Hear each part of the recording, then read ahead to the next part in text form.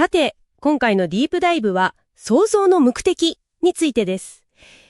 手元にある資料を見てるんですが、これは神がなぜこの世界、特に私たち人間を作ったのか、その、根本的な理由を探ってるんですね。はい。で、今回の探求のミッションとしては、神の喜びっていう感情と、作られたもの、特に人間ですね。その関係、それから三大祝福っていうキーワード、これがどう絡んでくるのか、そのあたりを解き明かしていきたいなと。非常に興味深いテーマですね。この資料、まず面白いのが、喜びっていう感情そのものから入ってる点なんです。ほう、喜びですか？喜びは、なんていうか、自分一人では完結しないと。必ず対象が必要だって言うんですね。自分の持ってる性質、資料の言葉で言うと、性相と形状ですけど、それが対象からの刺激で、自分に返ってくる。その時に深い喜びを感じるんだと。なるほど。ということは、神様ご自身も、ご自身の性質を映す、鏡みたいなもの？つまり、作った世界とか私たち人間との関わりの中で、喜びを感じる？そういうことなんですね。そういう解釈ですね。創世記で神が作ったものを見てよしとされたっていう記述も、なるほど、そういう風にも読めるわけか。まさに。それで、その神の喜びが、一番大きくなるように、そのために人間に与えられた具体的な指針が三大祝福であると。これがこの資料の、中心的な主張になってます。三大祝福。はい。創世記の犬よよ、笛よ、地に満ちよ、地を従わせよっていう言葉を、独自に解釈してるんですね。なるほど。三大祝福ですか。もう少し具体的に聞かせてもらえます？一つ目は何でしょう？はい。第一はですね、個性の完成。これは一人一人の人間が持っている心と体。これを神様の愛を中心にして、調和させて完成させること。そうすることで、神様と深く通じ合えるような存在になる。それが神様にとっての喜びの対象になるんだと。ふむ。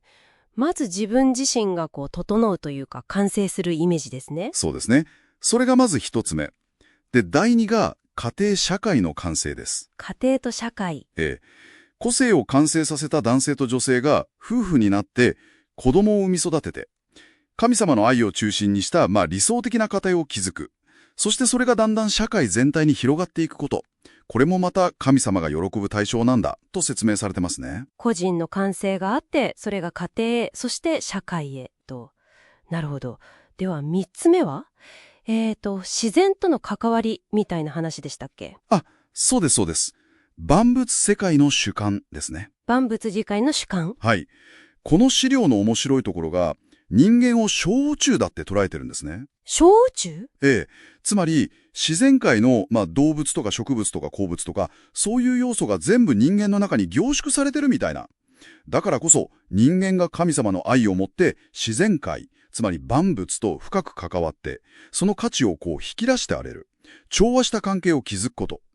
これが第三の祝福で神様の喜びにつながるんだと。へえ、人間が小宇宙だから自然を理解して愛持って関われると。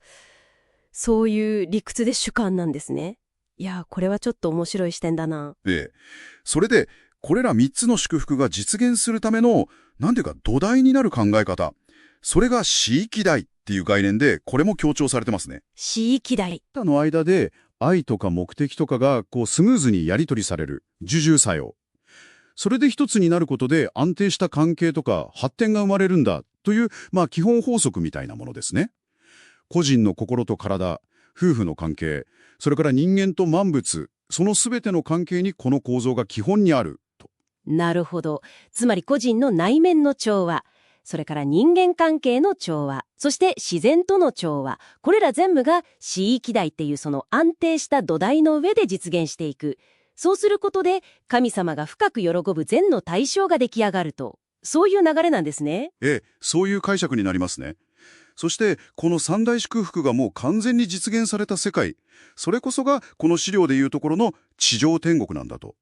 そこではもう争いとか罪とかもなく、神様の考えがスムーズに伝わってみんなが一つになって動く理想の世界として描かれてますね。地上天国。あと付け加えると、すべての存在には2つの目的があるという視点も出てきますね。一つは、より大きな全体に貢献するための目的、全体目的。もう一つは、それ自体のための目的、個体目的。この二つがちゃんと連関し合ってるんだ、と。なるほど。さて、今回のディープダイブ、ある特定の視点から創造の目的を見てきました。つまり神様がご自身の性質を反映した人間が三大祝福、個人の完成、理想的な家庭や社会、そして自然との調和、これを成し遂げる姿を見て喜びを感じるためである、とそういう話でしたね。そうですね。そしてその実現のためには死域代っていう関係性の基本構造みたいなものがあると。個人の成長とか人とのつながり、あるいは自然との関わりっていうのが実は神様にとっても、そして私たち人間にとっても根本的な喜びの源なんだっていう考え方でした。すべての存在がお互いに関係し合いながらより大きな目的、この資料で言うと神の喜びのために機能しているという見方、なかなか壮大な話ですね。それでですね、最後にちょっと考えてみてほしいんですが、あなた自身の日々の行動とか人との関わり、あるいはふと自然に触れたりすること、もしそれが目には見えないかもしれないけど、何か大きな喜びとか目的につながっているとしたら、それはあなたの普段の世界の見方にどんな変化をもたらすでしょうか。少しそんなことを考えてみるのも面白いかもしれませんね。